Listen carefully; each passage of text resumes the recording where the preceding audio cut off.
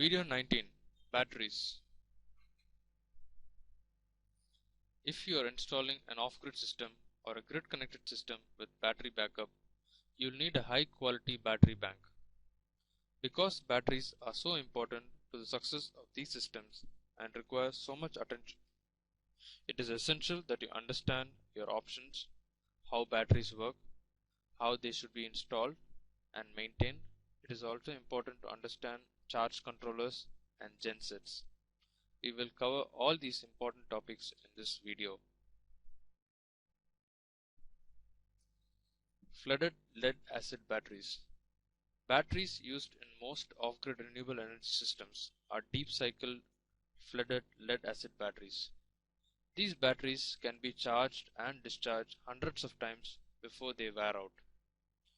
Lead acid batteries contain three separate 2-volt compartments known as cells. Inside each cell is a series of thick parallel lead plates. The cells are connected internally so that they produce 6-volt electricity. The space between the plates is filled with sulfuric acid, hence the term flooded. A partition wall separates each cell so that fluids cannot flow from one cell to the other. Cells are encased in a heavy-duty plastic case. Lead acid batteries. Lead acid batteries contain two types of plates, positive and negative. The positive plate connect to the positive metal post or terminal. The negative plates connect to the negative post. The posts allow electricity to flow in and out of batteries. The positive plates of lead acid batteries are made from lead dioxide. The negative plates are made from pure lead. How lead acid batteries work. Like all other types of batteries, lead acid batteries convert electrical energy into chemical energy when they are charged. When discharging, that is, giving off electricity, chemical energy is converted back into electricity. As illustrated, when electricity is drawn from a lead acid battery, sulfuric acid reacts with the lead of the negative plates. This reaction yields electrons, tiny negatively charged particles. They flow out of the battery, creating an electric current. During this reaction, lead on the surface of the negative plates is converted into tiny lead sulfate crystals. Sizing a battery bank. Sizing a battery bank is key to designing a reliable off-grid system. The principal goal when sizing a battery bank is to install sufficient number of batteries to carry your household or business throughout periods when the sun or wind are not available. Battery banks. Battery banks are typically sized to meet the need for electricity for 3 days. Longer reserve periods, 5 days or more, may be required for certain areas. Backup generators can reduce the size of the battery bank and are used to equalize the batteries. Battery maintenance and safety. Battery care and maintenance are vital to the long-term success of battery-based renewable energy systems. Proper maintenance increases the service life of a battery. Because batteries are expensive, hence longer service life results in lower operating cost on the long haul. The longer your batteries last, the cheaper your electricity will be. Keep them warm. Batteries like to be kept warm. For optimal function, batteries should be kept at around 75 to 80 degrees. In this range, they'll accept and deliver tons more electricity guaranteed. Cold temperatures slow down the chemical reaction in batteries and thus dramatically reduce the amount of electricity they store. If you can't maintain the batteries in 75 to 80 degree Fahrenheit range, at least try to ensure they are housed in a room where the temperature ranges between 50 and 80 degree Fahrenheit. Rarely should batteries fall between 40 or exceed 100 Fahrenheit. Batteries should not be stored in concrete floors. Cold floors cool them down and reduce their capacity. Always raise batteries off the floor. Ideally, batteries should be housed in a separate conditioned battery room. As a side note, batteries should be located close as possible to the inverter and other power conditioning equipment. Doing so minimizes power losses. Ventilate your batteries. Keep kids out. Battery rooms and battery boxes should be inaccessible and locked if your young children are present. This will prevent children from coming in contact with the batteries and risk electrical or acid burns.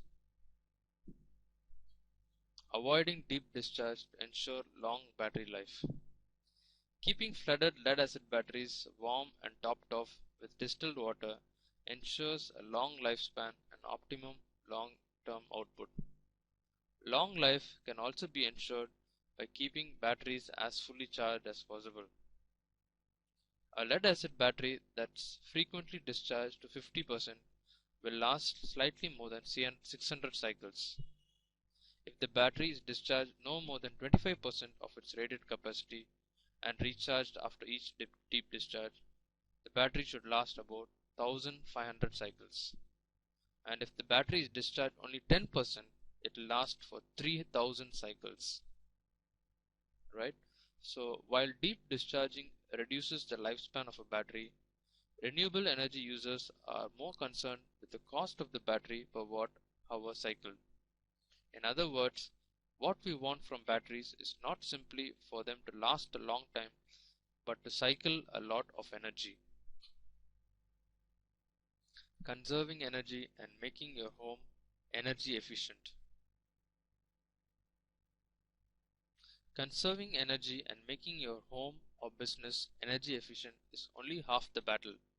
However, you may also have to adjust electrical use according to the state of charge of your batteries.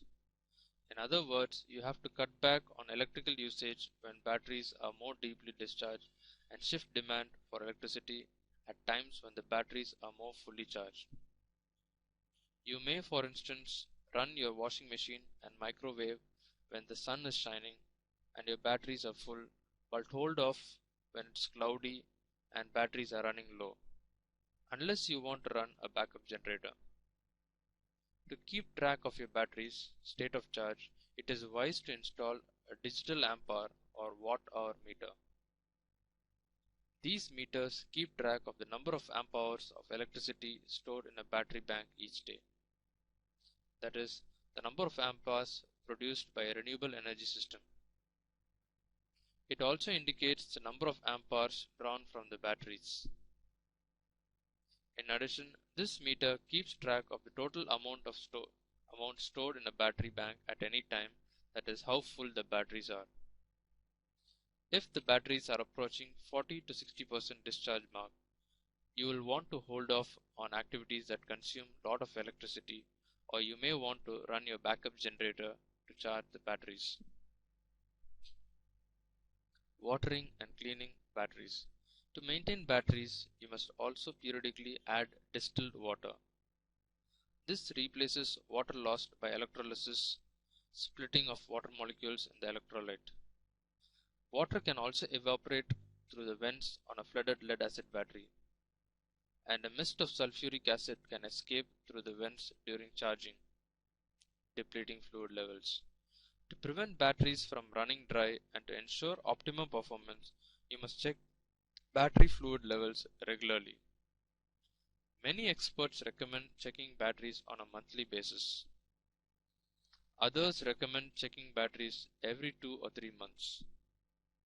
I have found that that 1 or 2 month checkup works well in my system. To check fluid levels, unscrew the caps and peer into each cell when the batteries are not charging. Use a flashlight if necessary. Never flame from a cigarette lighter. Battery acid should cover the lid plates at all times, at a bare minimum a quarter of inch above the plates. When filling batteries, be sure to add only distilled or deionized water. Distilling and deionizing are different processes that produce similar quality pure water. Never use tap water. It may contain minerals or chemicals that contaminate the battery fluid and reducing a battery's lifespan. Batteries should be fairly well charged before topping them off with distilled water. The tops and sides of batteries need to be cleaned periodically with distilled water and paper towels or a clean rag. When cleaning batteries, be sure to wear gloves, protective eyewear, and a long sleeve shirt, one you don't care about. If you get acid on your skin, wash it off immediately with soap and water. When filling batteries, be sure to take off watches, rings, and other jewelry, especially loose-fitting jewelry. Metal jewelry will conduct electricity if it contacts both terminals of a battery. One 6 or 12 volt cell can produce more than 8000 amps of positive and negative terminals of a battery if the positive and negative terminals of the battery are connected. In addition, sparks could ignite hydrogen and oxygen gas in the vicinity, causing an explosion. Equalization. To get the most out of batteries, you need to periodically equalize them. Equalization mentioned earlier is a controlled overcharge of batteries. So why equalize? Periodic equalization is performed for three reasons. The first is to drive lead sulfate crystals off the lead plates and preventing the formation of larger crystals. Large crystals reduce battery capacity and they are difficult to remove. They can also flake off, removing lead from the plates. Reducing battery maintenance. Battery maintenance should take no more than 30 commutes a month. It should not take more than 30 minutes a month. So it takes about 10 minutes to check the cells in a dozen batteries, but may take 20 minutes to add distilled water to each cell if battery fluid levels are low. To reduce the maintenance time, you can install sealed batteries, although they are best suited for grid-connected systems with battery backup. So here ends video 19, batteries. Hope you enjoyed it.